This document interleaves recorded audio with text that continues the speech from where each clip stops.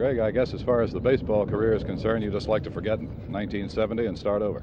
Yeah, I kind of like to forget that, just wash it out of my mind. Before the incident with the umpire, about which I guess everything has now been said and written, your work up to that time didn't satisfy you either, did it? Well, my won and loss record did. I had one bad ball game in El Paso where they got 8 earned runs in 2 innings, and that can jerk anybody's ERA up when you only have 59 innings. And that was otherwise. I was having a very good year. I was hitting good. I was pitching. I had good control. The Orioles were happy with it, from what I understand through a few scouts. But it could have been a little bit better. But I was satisfied. I think with the way things were going. If you had to guess whither Greg Arnold this year, what would you guess? If I had to do what? If you had to guess where you're going to end up this year. I know exactly where I'm going to start. I'm going to start at Rochester, and I'm pretty sure by June that if something goes wrong in Baltimore and I'm going good, then I think I could be called up by June or July. I really do. That's not wishful thinking. I've been talking to the front office, and where else I wouldn't be here. I had things going for me back home through Lou Grasmick and a few other people, and it had been no sense of me coming down here financially, but they've led me to believe that things could happen for the best. Well, they think you have a lot of promise, and you certainly have a lot of promise in that other career that's going for you too.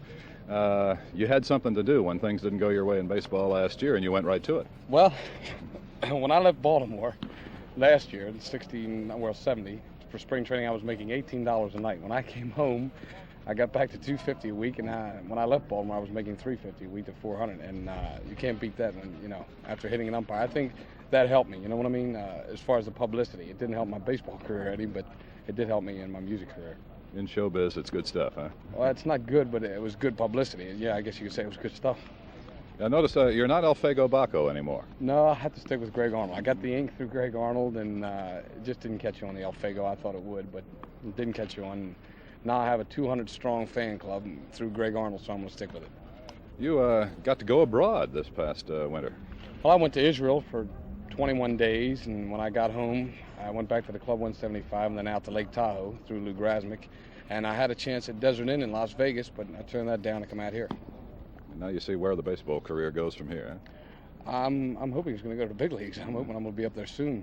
How's it been in spring training so far? Do you feel you're throwing well? Just great. The other day I went out and I faced 6 batters, struck out 5 of them. The other guy was thrown out, and it was all control. I've never had this kind of control and confidence.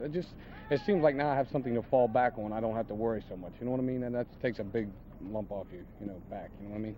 Dick Hall can tell you control is the name of the game. You can pitch for a lot of years. I think he's walked 20 batters in the last six years, he told me. I was talking to him yesterday. He says, I've walked 20 batters in the last 6 years, and I've walked 20 in the last 3 ball games, I think.